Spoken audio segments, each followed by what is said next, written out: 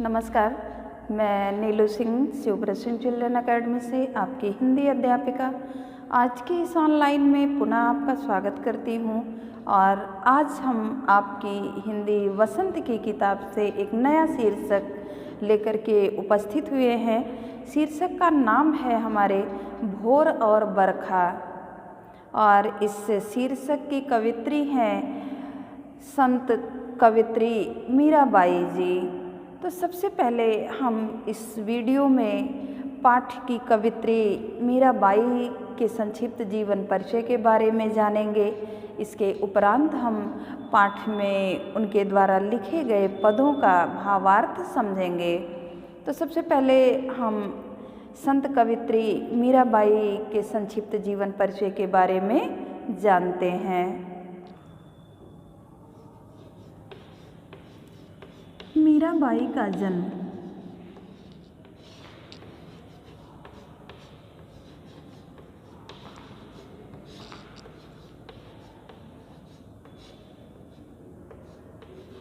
1498 ईस्वी में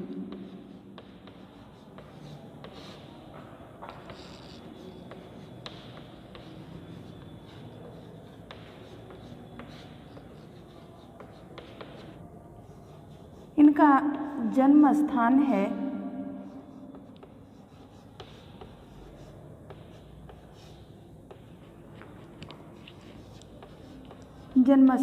इनका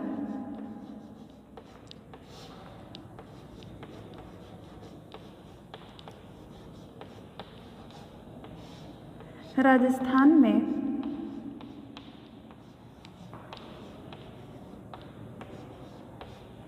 मेड़ता के पास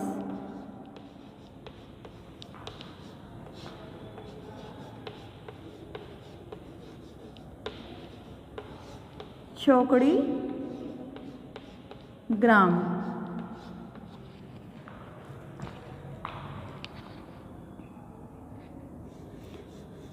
इनकी मृत्यु हुई है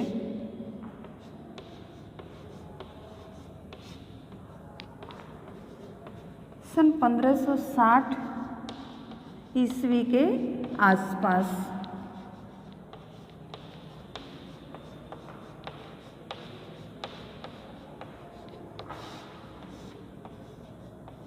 द्वारिका में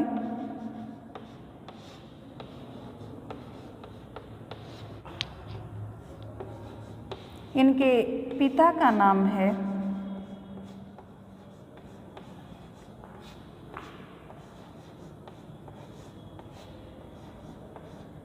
श्री रत्न सिंह।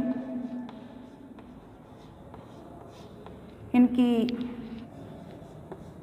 माता का नाम है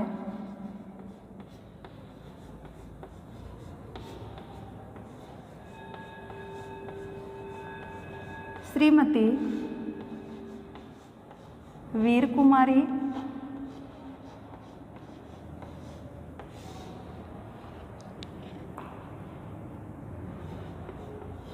गुरु का नाम है इनके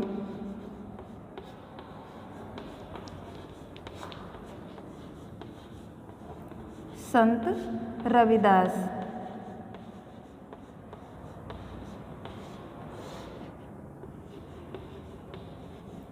सन 1516 ईस्वी में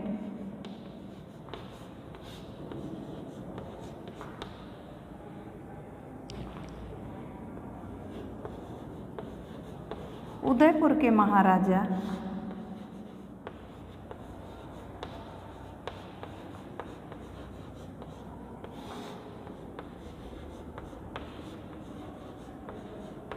भोजराज के साथ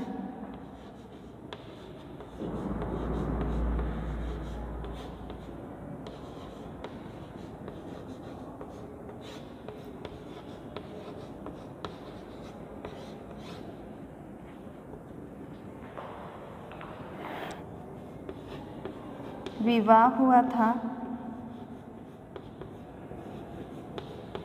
जो मेवाड़ के राजा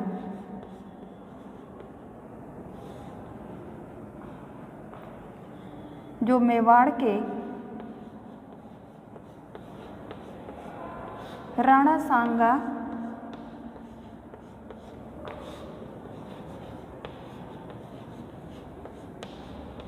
के पुत्र थे। मीराबाई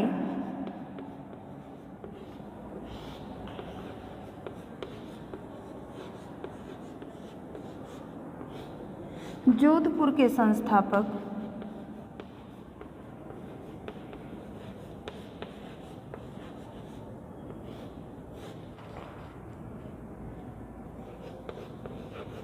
राव जोधा की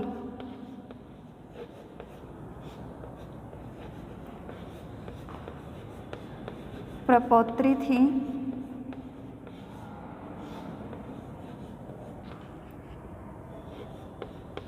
बचपन में ही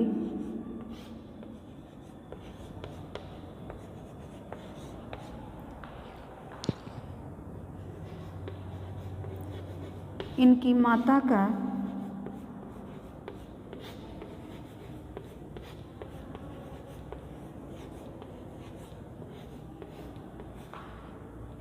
निधन हो गया था।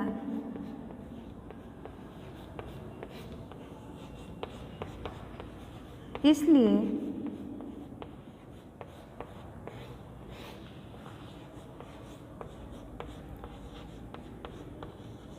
मीराबाई अपने पितामह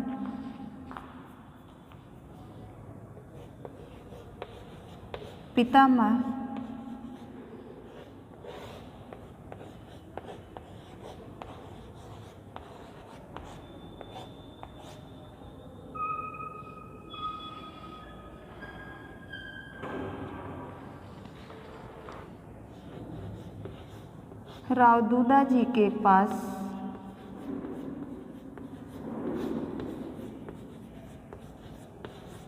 रहती थी।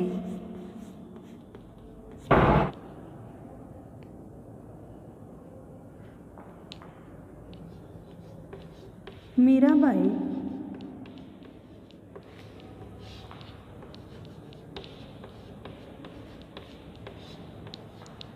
कृष्ण भक्ति शाखा की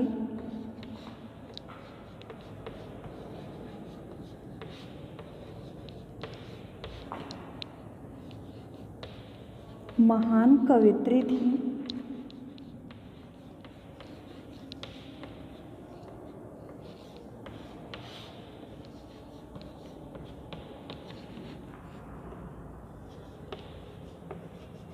इनकी रचनाएं हैं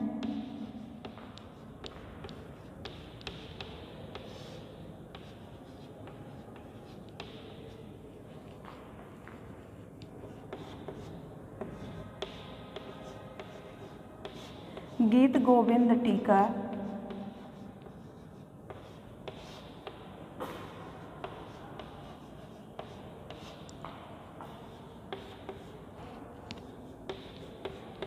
सोरठा के पद,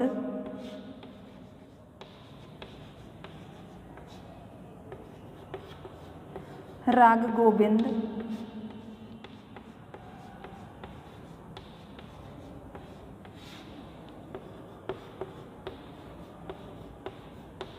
नरसी जी रीमायरो,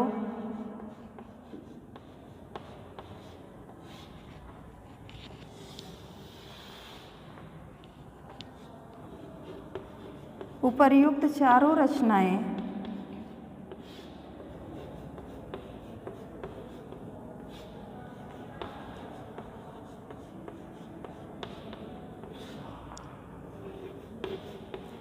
मीरा की पदावली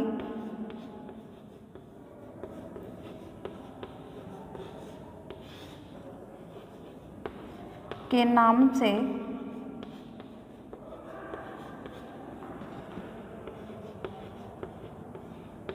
संग्रहित और प्रकाशित हुई हैं।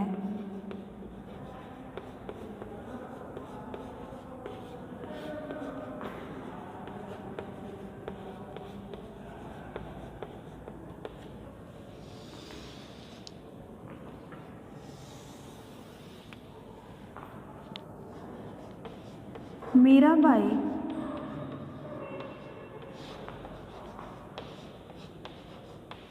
पदावलियाँ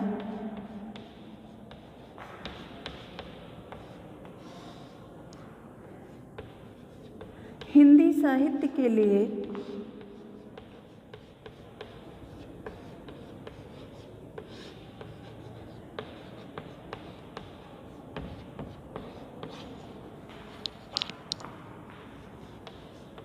अनमोल है।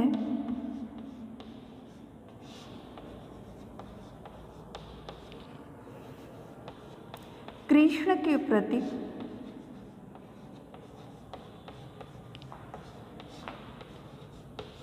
मीराबाई की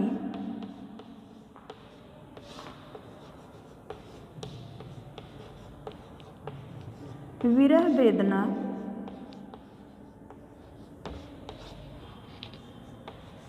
सूरदास की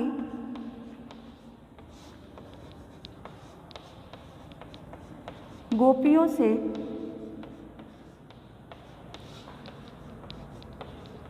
कम नहीं है।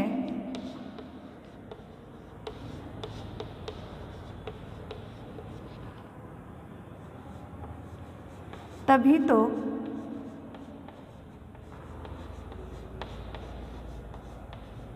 सुमित्रानंदन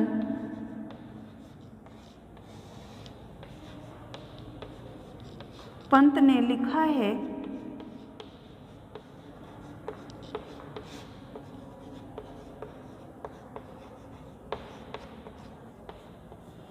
मीराबाई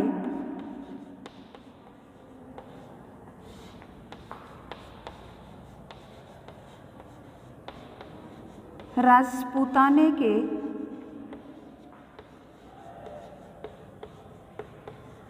मरुस्थल की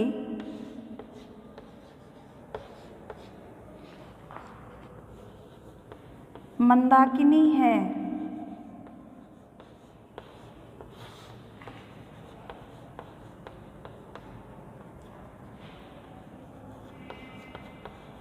हेरी में तो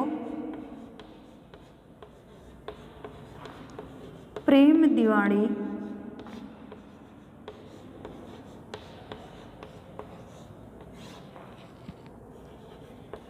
मेरो दर्द न जाने कोय।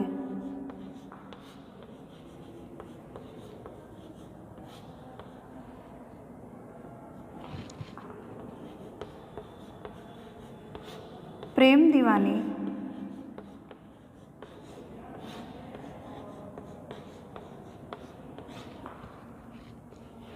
मीरा का दर्द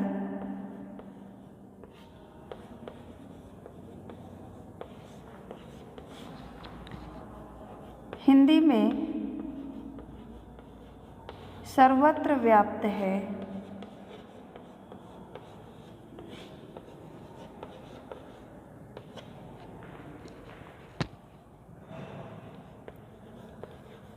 इनका प्रसिद्ध भजन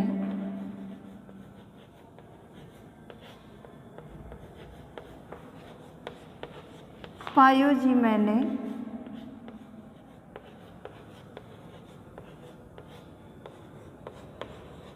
राम रतन धन पायो।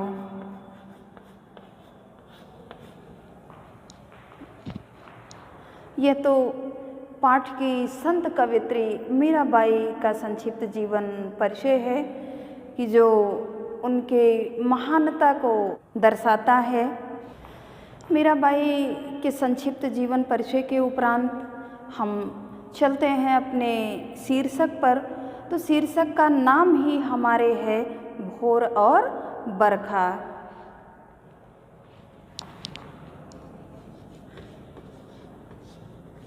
पाठ 16 है। पाठ का नाम है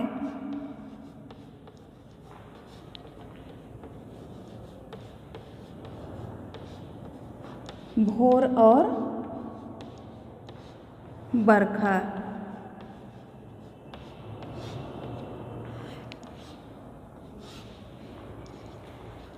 इसमें आप देखेंगे कि 2 बिंदुओं पर इन्होंने अपने पद की रचना की है। शीर्षक का पहला भाग है भोर और दूसरा भाग है बरखा। तो जिससे यह बात स्पष्ट हो जाती है कि पहले पद में उन्होंने भोर अर्थात प्रातः काल के समय का वर्णन किया है और दूसरे पद में उन्होंने बरखा अर्थात वर्षा ऋतु का वर्णन किया है।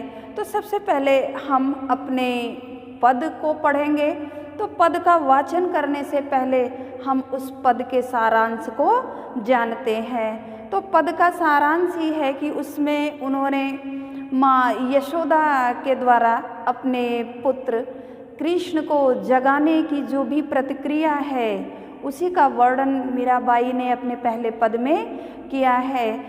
वो जगाते हुए किन किन संबोधनों का प्रयोग करती हैं, किस तरह से अपने लल्ला को जगाती हैं। माँ यशोदा और भगवान कृष्ण का वात्सल्य जो है वो जगत में व्याप्त है कि किस तरह से एक माँ का अपने पुत्र के प्रति स्नेह होता है, वो अपने पुत्र को किस तरह से जगाती हैं, उसी का वर्णन इस पद के अंतर्गत किया गया है। आप अपनी किताब से इस पद को अच्छे से पढ़िए, याद करिए। अपने अगले वीडियो में आपको इस पद के भावार्थ को बताऊंगी और पद में आए हुए कठिन शब्दों के अर्थ के बारे में भी आपको बताया जाएगा। तो आज के लिए इतना ही। धन्यवाद।